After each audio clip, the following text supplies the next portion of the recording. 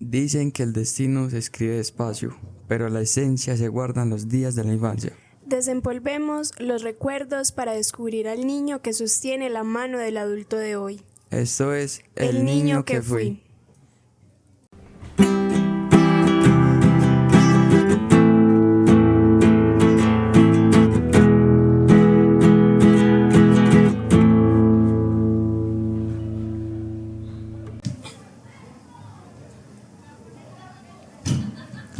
Hola a todos, hoy los acompañamos Matías Areiza, Jimena Arango y Nicole Ruiz. A un viaje al pasado para entender el presente. Por eso tenemos invitado al segundo capítulo de El niño que fui al profesor Cristian Arboleda. Profe Cristian, bienvenido. Siempre lo vemos como nuestro profesor dando clase y al frente del salón, pero si viajamos en el tiempo y nos encontramos con el Cristian de 8 a 10 años, ¿cómo era? ¿Era cansón, juicioso, tímido o soñador? Ok, bueno, antes un saludo para ustedes y para todas las personas que nos escuchan y nos ven a través de las redes sociales. ¿Cómo era yo a los 8 años? Introvertido, tímido, yo sé que no parece, pero sí, siempre tímido, muy preocupado más por la lectura, por estudiar. Tengo pues como muchas anécdotas que dan fe de ello. Incluso no era de salir a jugar, más fácil invitaba, y era curioso porque invitaba niños que de pronto no tenían televisión en sus casas, eran otras épocas, entonces los invitaba a que pudieran ver televisión porque se paraban en la rejita a ver desde afuera, yo los invitaba adentro y recuerdo mucho que les calentaba pan con mantequilla y les daba para que pudieran comer algo mientras veían tele. ¡Qué belleza! Profe, a veces pasa un evento en la niñez, un cambio de casa, una pérdida, una meta lograda o un problema que nos hace crecer de golpe o, por decirlo así, abrir los ojos. ¿Hubo algún momento o conflicto en tu infancia que sientas que te abrió los ojos y te cambió de cierta manera la forma de ver la vida? Sí, hubo varios. Hubo uno que no puedo contar para el espacio, pero hubo otros. Cuando tenía alrededor de 8 años justamente, vivíamos en Segovia, Antioquia, y un tío fue víctima de la violencia. En un enfrentamiento, la guerrilla lo secuestró y cuando el ejército llegó, hubo combate y lo asesinaron. Fue y es un momento que marca mucho la vida de todos. Es curioso porque marca incluso la vida de quienes no lo conocieron. El sentimiento que se ha transmitido debido a eso, por la música, por la manera disruptiva que tenía él de ver la vida, de ser, de estar por fuera del machismo de la época, de apoyar a las mujeres, a las hermanas, trovaba, tocaba guitarra, participaba en diferentes cosas culturales. Eso para nosotros es de los momentos más difíciles de nuestras vidas como familia y es un momento que nos marcó muchísimo. Todavía hay canciones de Pablos Gallinazos que si suenan en una fiesta nos hacen sentir muy tristes.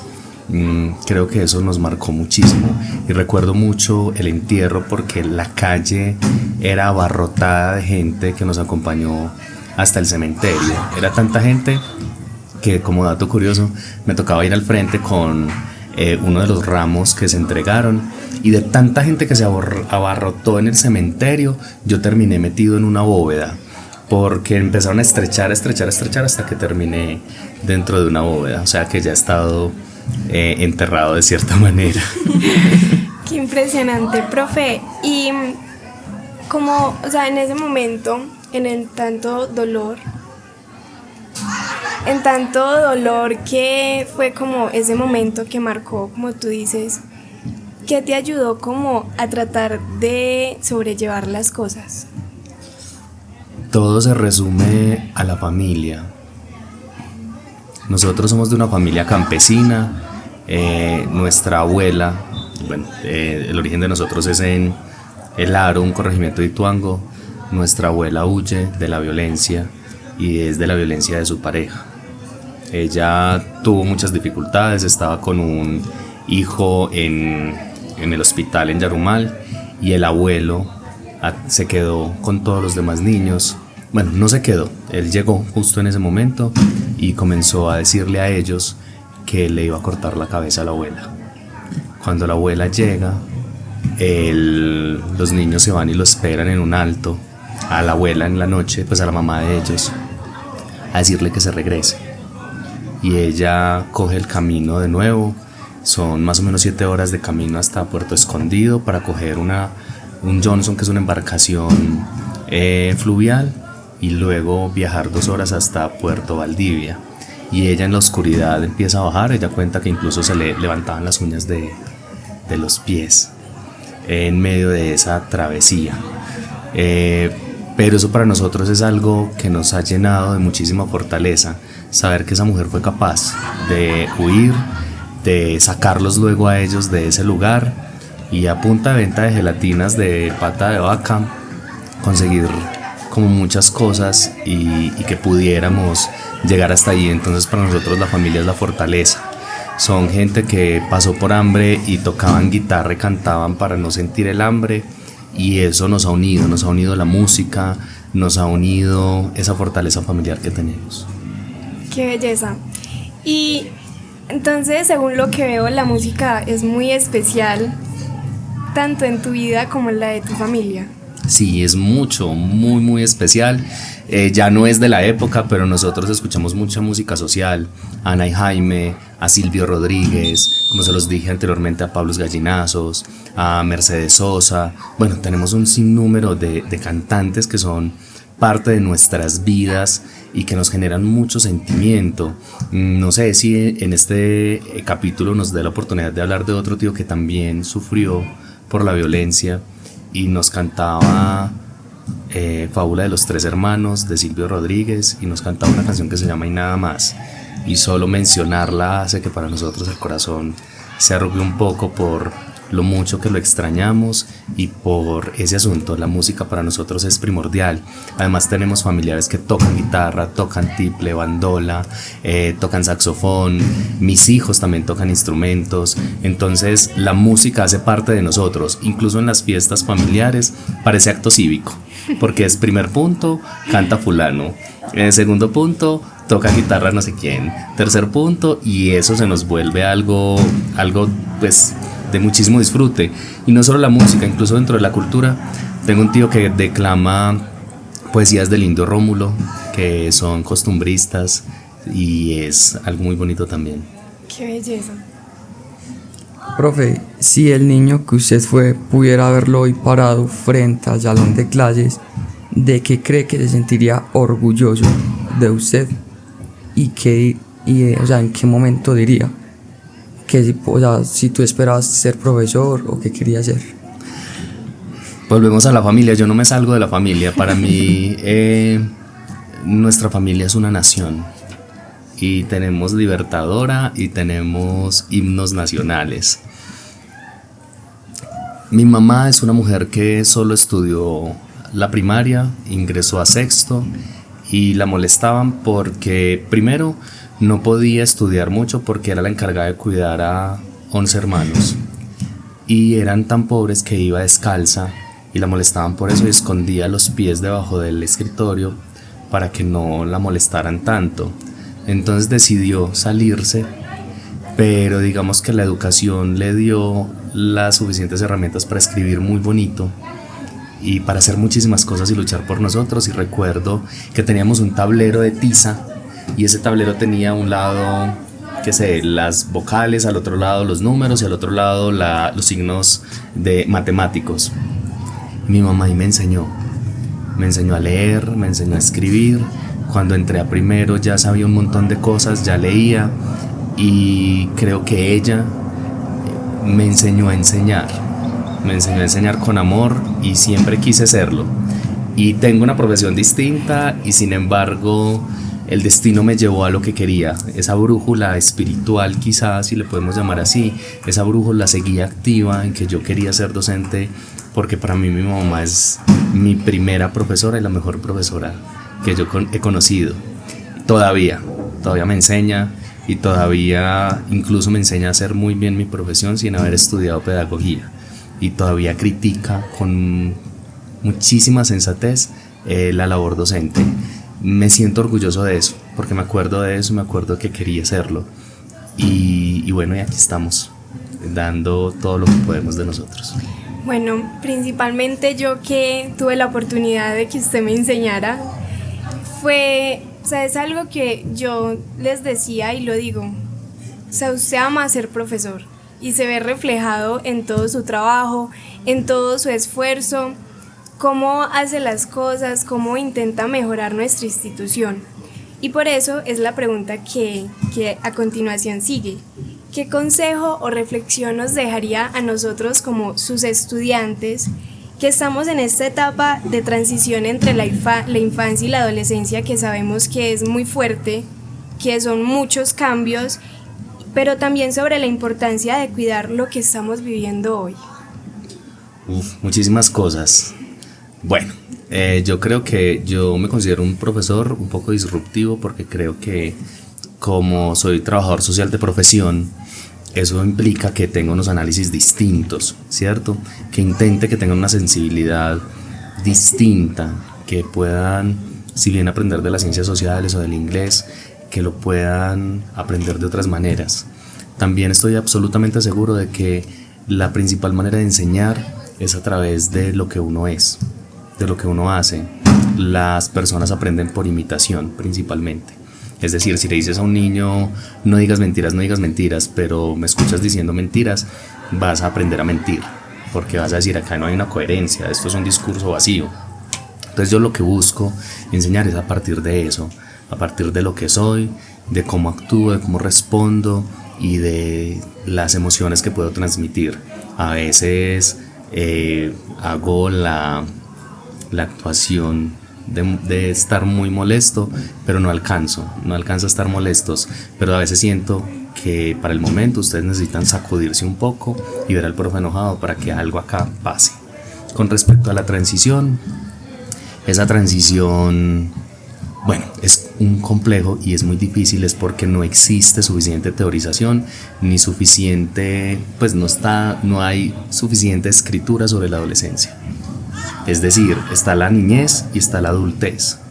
Y en la adolescencia estamos que no sabemos si estamos prolongando la niñez o adelantando la adultez. Y ustedes están en esa tensión y la sienten. Mi principal consejo es aprender sobre sus emociones, aprender a manejarlas.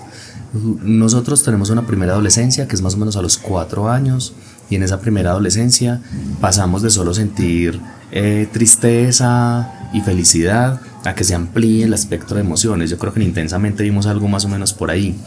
Y cuando llega la adolescencia, pues se caen esas islas como en Intensamente y aparecen nuevas emociones, ¿cierto? Se amplía el rango de las emociones, aunque digan que son pocas, aunque son solo 6, pero hay un asunto ahí que se va ampliando. Y a eso hay que prestarle atención, a eso, porque eso nos va a ayudar a regularnos de aquí en adelante, nos va a ayudar a solucionar conflictos de acá en adelante. Y un consejo adicional: duden de todo, duden de mí, duden de sus familias, duden de sus amigos, pero no es desconfíen, es duden, hagan el análisis. ¿Será que lo que me dice sí me conviene? ¿Será que lo que me enseña sí es así? Porque eso nos va a ayudar a establecer un filtro o un tamiz en el que nosotros pasemos toda esa información y podamos quedarnos con lo que nos sirve. Hay otro asunto que tiene que ver con la adolescencia. Hay una metáfora de un jarrón. Cuando nacemos somos un jarrón que está completo, está lleno de buenas conductas, de conductas que no nos gustan, y los papás en medio de la crianza a veces cometemos un error, y es que por medio del castigo quitamos lo que consideramos negativo, pero no enseñamos cuál sería la manera positiva. Entonces sacamos del jarrón lo negativo, pero no aportamos la buena conducta o la conducta que debemos enseñar. Como llegamos vacíos a la adolescencia y nosotros tenemos la necesidad de estar completos, pues esas emociones no las completan los demás. Y ahí es donde yo les quiero decir venga, pase todo por el tamiz para que solo a ese jarrón que es usted entre las cosas que lo puedan edificar y que lo puedan ayudar a ser un mejor sujeto. Qué impresionante. Es muy, o sea, es que sí, porque verdaderamente nosotros como jóvenes apenas estamos forjando como una identidad y muchas veces vemos, no es que mi compañerito me dice que hagamos esto o mi mamá me dice que haga esto, pero muchas veces nos cuesta preguntarnos qué es lo que verdaderamente nosotros como personas queremos para nuestra vida, queremos para este momento, no sé, para cuando ya estemos más adultos. No sé si ustedes también estén de acuerdo con eso o quieran decir algo más. Sí, profe, con respecto a lo que acabaste de decir, a mí me surgió una pregunta. En toda tu carrera, ¿no hubo como un momento donde tú dijeras no puedo más? O sea, como tirar todo. Bueno, yo he estudiado muchas cosas, pero si hablamos de la carrera cuando la empiezo, yo ya era papá soltero. Y hay un asunto, yo sé que va a parecer que mi mamá es la mala del cuento, pero mi mamá es una persona maravillosa en muchos aspectos. Pero mi mamá, preocupada por la economía, nos dijo alguna vez me dijo, cuando empecé a estudiar, que a mí quien me había dicho que a esa edad y con hijos que mantener, uno podía estudiar. Y yo tenía la convicción firme de que lo iba a hacer.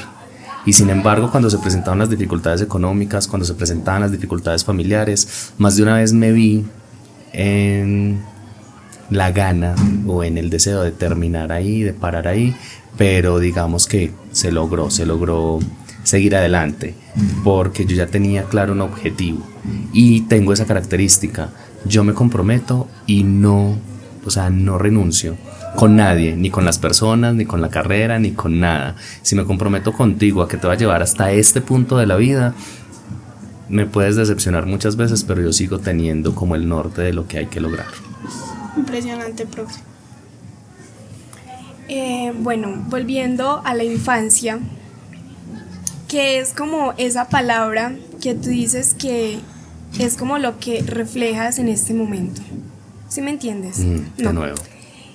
Volviendo a tu infancia, ¿qué palabra es la que en este momento recuerdas más como de todo lo que viviste y es lo que más tienes presente en este momento?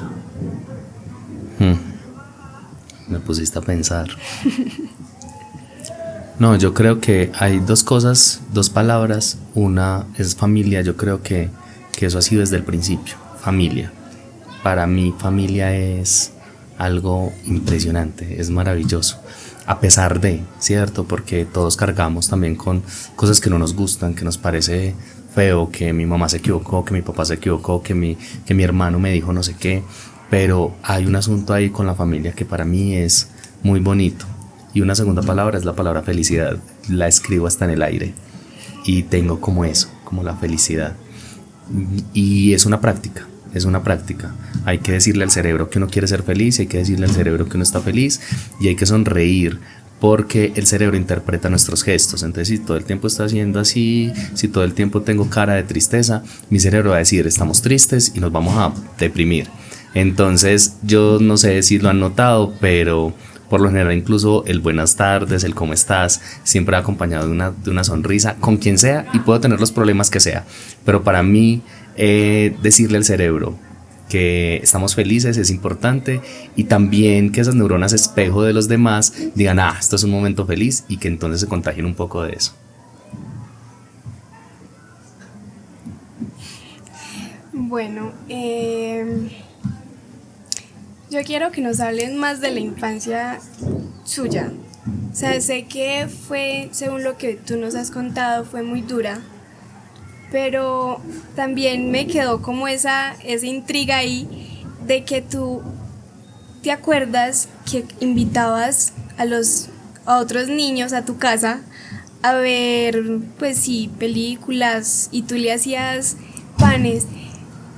¿Por qué hacer eso? ¿Por qué te sentías como esa curiosidad desde pequeñito? Yo creo que eso se llama conciencia social. Era muy consciente de lo que yo tenía y lo que no tenían las otras personas que estaban a mi alrededor, y nunca fui un niño con mucho dinero, pero de lo que tenía sabía que había niños menos favorecidos. Entonces me parecía triste, me conmovía, por ejemplo, no sé, yo vivía en un barrio, mi casa era de tablas, porque era un barrio recién construido de invasión. Y bueno, estaba ahí esa casa, pero teníamos un televisor, teníamos equipo de sonido, teníamos parabólica, que en ese momento era pues la super novedad. Entonces, claro, veía El Chavo del Ocho, bueno, veía esos clásicos de esa época que eran para niños. Y luego aparecía un niño que estaba incluso en casas que eran de plástico negro, se paraban ahí a ver televisión porque no tenían televisión en su casa, y yo era consciente de que yo tenía algo que él no. Entonces no salía a jugar, no salía a correr, pero entonces lo que hacía era eso, como invitarlos, como había una sensibilidad ahí con el asunto de la conciencia de clase, digamos. Y nada, eso me ha acompañado toda la vida. Intento fortalecerme, intento no ser tan débil a veces con ciertas cosas porque me conmueven muchísimo, pero para mí es primordial, y eso lo tienen mis hijos y eso lo han adquirido mis hijos también. Bueno, profe, muchas gracias por acompañarnos, por aceptar esta invitación. La verdad fue muy especial como volver a la infancia, todos los consejos que nos has dado. Definitivamente, detrás del salón, detrás de un profesor, siempre hay una historia que los acompaña y que fue como ese motor, quizás, para estar aquí y para ser esa persona que es. Profe, y como para ir cerrando esta pregunta que me surgió, ¿tú crees o estás de acuerdo que la infancia determina a la persona que eres hoy? Totalmente, incluso hay teorías sobre ello. Nosotros somos lo que somos a los 7 años. Por eso nos gusta tanto la comida de la mamá, porque es con la que crecemos, y hasta los 7 años ya de ahí para allá es comparación. Encontramos cosas muy ricas, pero la comida de la mamá nos termina dando algo. A las personas pueden desarrollar la capacidad del ahorro o la conciencia del ahorro hasta los 7 años. Si a los 7 años no le enseñaste a un niño a ahorrar, no va a ahorrar el resto de la vida o se le va a hacer muy difícil. Claro, hay elementos que son la personalidad de cada cual, pero sí, la infancia marca, la infancia es primordial, es una clave para el resto de la vida. Es verdad, profe. Profe, muchas gracias por estar acá, y gracias a todos los que nos escuchan. Recuerden, de lo que estamos viviendo hoy también está construyendo el adulto que seremos el día de mañana. Esto fue el niño que fui. Esto es el niño que fui. Bueno, yo también me quiero despedir, quiero dejarles un último mensaje, y es que estamos llamados a la desobediencia. Eso es lo mejor que le podemos enseñar a nuestros hijos y a los niños. La obediencia ciega nos hace daño, porque nos pueden manipular, nos pueden hacer tantas cosas. Entonces yo sí quisiera dejarlos como con esa duda, ¿cierto? Con lo que es una desobediencia razonada y por qué es necesaria. En todo caso, les agradezco muchísimo a ustedes, y le agradezco a las personas que nos han escuchado por acompañarnos en este viaje por la infancia.